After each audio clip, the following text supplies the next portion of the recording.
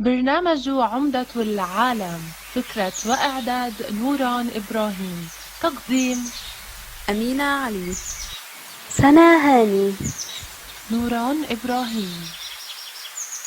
احمل مسؤوليتها، كن من حلولها، كن عمدة العالم. Hello everyone, good evening. This is Nuran Ibrahim and you are listening to the Sheriff of the World. Today, we're going to discuss a brief of the Civil 2020 or the C2020 summit held in Saudi Arabia starting from today, the 6th of October, till Saturday, the 10th of October. Now, I'm going to introduce to you the C20 summit. The Civil 20 or the C20 summit became an official engagement group of the G20 in 2013. Since then, the C20 has grown stronger every year, ensuring the world leader listen not to only the voice of the representatives of the government and business sectors, but also to the proposals and demand of the civil society, with the aim of protecting the environment and promoting social and economic development, human rights, and the principle of leaving no one behind. Our work is guided by our principles of inclusivity, transparency, independence, collaboration, human rights, gender equality, and women empowerment. This year, the C20 engagement group is joined by more than 800 members from global civil society in 80 countries all around the globe. Such an important event must be covered by the Sheriff of the World, especially as it held many sessions discussing the well-being of the people and the planet, which is the main theme of our broadcast. Now we're going to start discussing the first session we have attended today in the summit. The first session was titled as follows: In Dire Straits, the Need for Collective Action for Water. From the title, you can guess that it is talking about water issues. First of all, the session started by the director Barbara Schreinier. The director Barbara Schreinier moderated the session and also introduced the speakers. The first speaker we had in the session was Dr. Sara Ahmed. Dr. Sara Ahmed talked about many things, including the ethical values and the importance of the relationship between ethical values and water use and water security. She said that we lost connect with water throughout wasting it and losing it. She said that we need to look forward for a secondary water source. Regarding the water heritage in India, for instance, there are a lot of museums named after women, and they are used for sustainable water use and water reusing in a very sustainable way. She also talked about the relation of art and social and political and cultural practices among young people. These cultural practices, such as music, storytelling, education, and awareness, actually guide and forward young people toward the sustainable development goals related to water security. We also had another speaker called Dr. Bruno. Dr. Bruno Oberl was the general director. He also talked about two water issues and water security issues, and he called water as a pressured resource because actually nowadays we have very fast growing population, in addition to the issue of climate change, pollution, and the loss of biodiversity, especially in the Middle East. An example of this is actually the desertification that we face in the Middle East nowadays as a result of the agricultural sector using about 85% of the water sources. Dr. Bruno Oberl, as the General Director of the IUCN, said that the community need to work to solve this issue of the water insecurity with cooperation with other sectors such as the agricultural sector, the academia, policymakers, and the government. The third speaker we had in this session was Dr. Louis Fauchon, the founder and the president of the World Water Council and the World Water Forum. Dr. Louis Fauchon said that securing water is in the heart of our thinking and also in the heart of our daily action. Water security for him stands in three pillars. The first one was governance. And by governance, he means the need of political and economic power in the sense that we need to have a new approach of governing. Conversing, deciding, and the decision are the sub-pillars of the governing pillar. By the decision, he means that we need to have a real impact on people's real life and on every single person on the globe. Also, we need not only to prevent the problem of losing the water, but also we need to prevent polluting the water and ensure the presence of water for everyone all over the world. The second pillar he talked about was the finance. The finance pillar was meant to have the demand for some water sustainability project and the increase of blinded finance projects, which take into account both the value and the equity of water. By value, he means that we need to appreciate having water in our life. And by equity, he means that every single person on earth needs to have a share of fresh water. The third pillar Dr. Louis Fauchon talked about was the financial resources itself, which contains innovation for reusing water, such as water treatments. He said that water security clearly needs to meet people understanding and to increase water demand and enhance people consumption behavior. This is what he thinks that the community need to solve the issue of water insecurity. He briefly said in few words that we need to produce more of the water resources and consume less of it. Another guest was a journalist from the United States, Carl Granter.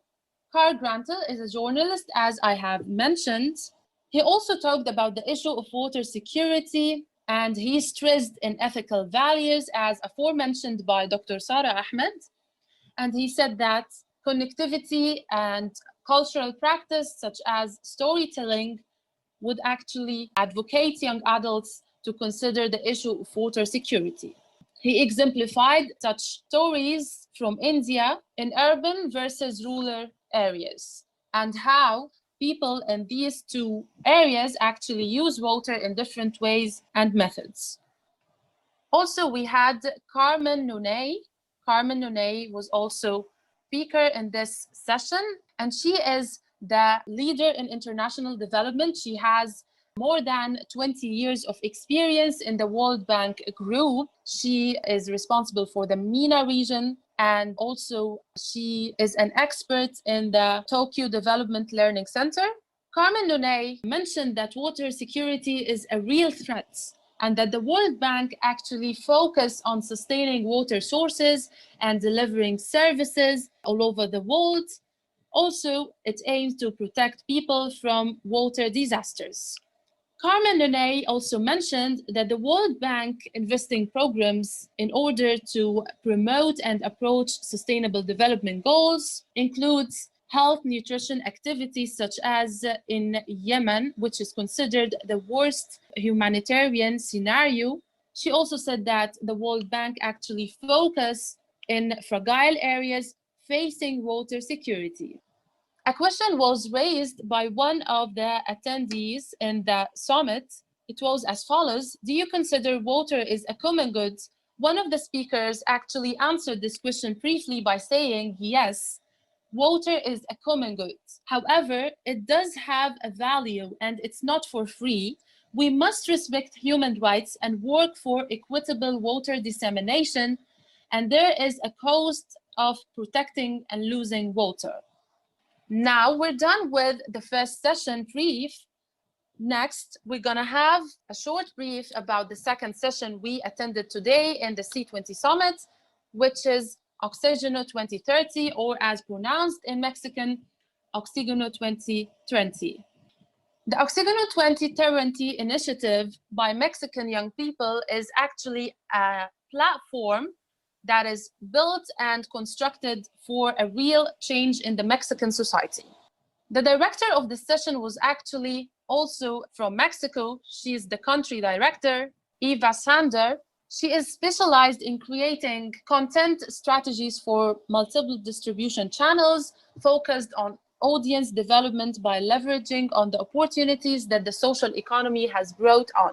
For more about Eva Sander biography, you can find the C20 summits available for the public for more information.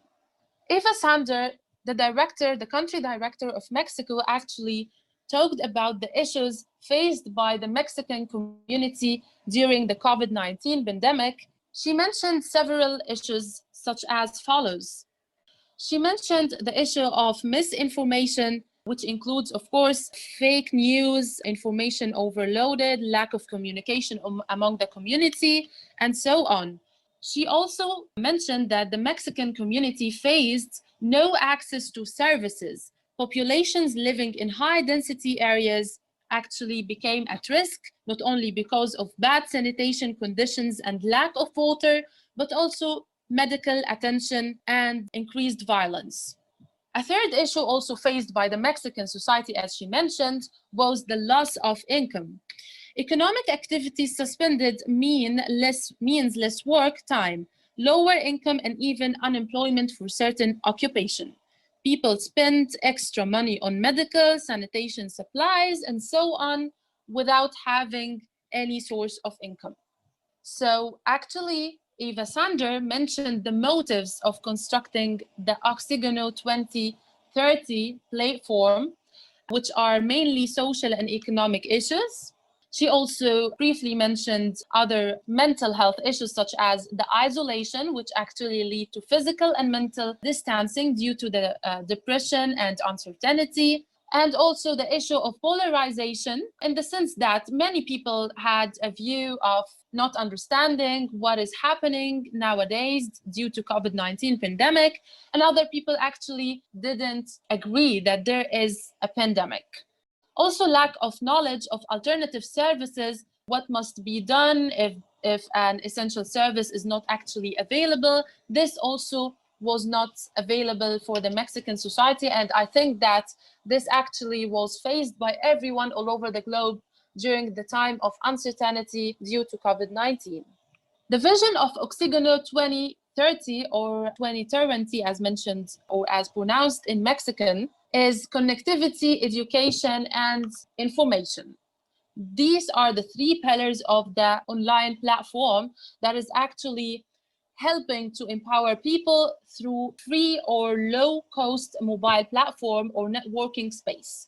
Also, we need to know that this initiative is actually new. It has started very early, a few months ago. Another speaker in the session was Leticia. Leticia is actually the founder of Oxygenate 2030. She's working to empower Mexico's society, and she has the aim to resolve any infodemic and uncertainty among young adults, especially women, middle-aged women in the Mexican society. Also, the co-founder and the director, Diego Mordas, also he is a Mexican young man. He said that he seeks to serve people, his country, and the community throughout this platform, Oxygenate 2030. We also had a fourth speaker known as Aymana. I hope I'm pronouncing the name correctly. She said that her main focus is seeking to empower middle-aged women, be like a campaign for these women to reset their lives and discover their skills by adding some extra ingredients and spice their lives. One of her success stories was that she made entrepreneurs out of women who never gone to school. Also, one of her success stories was making women over 40 years old digitally literate. And this was a challenge, however, it was successfully done. Throughout the session, the importance of empathy was also highlighted, and the director of the Oxygenate 2020 said that in Latin America and also in many emerging markets, when you are building a solution, you need to take account of every single person in the society. Even when facing only a categorical solution, you need also to face and to take account of every single person in the society in order not to have a gap in implementing such a solution. We're done with our C20 Summit brief. Thank you for listening to our C20 Summit brief. Hope you enjoyed listening to our broadcast. as much as I enjoyed. Don't forget to share this video and subscribe to our channels, Upspeak on YouTube, and the same on Facebook page, Upspeak Podcast. Also, when sharing this video, don't forget to use the hashtags Sheriff of the World, Umdatul Alam, and C20 and the C20 Summit. Thank you so much and have a good night.